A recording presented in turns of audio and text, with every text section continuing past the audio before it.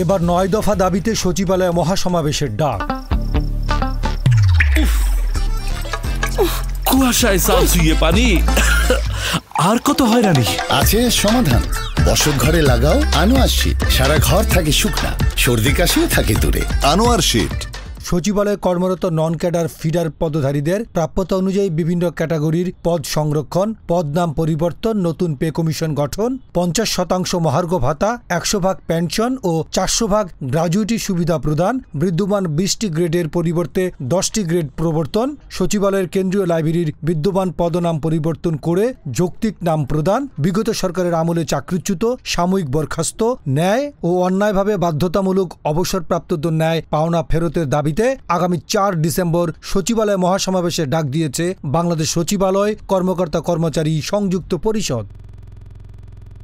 ২৮ November সচিবালয় পরিষদের ব্যানারে আয়োজিত কর্মসূচিতে মহাসমাবেশের ঘোষণা দেন পরিষদের সভাপতি মোহাম্মদ বাদিউল কবির। দাবি বাস্তবায়নে আগামী বুধবার সচিবালয়ে মহাসমাবেশের ঘোষণা দিয়ে তিনি বলেন, দাবি আদায়ে আমরা মাঠে আছি, গড়িমসি না করে আমাদের দাবি বাস্তবায়ন করার আহ্বান জানাচ্ছি।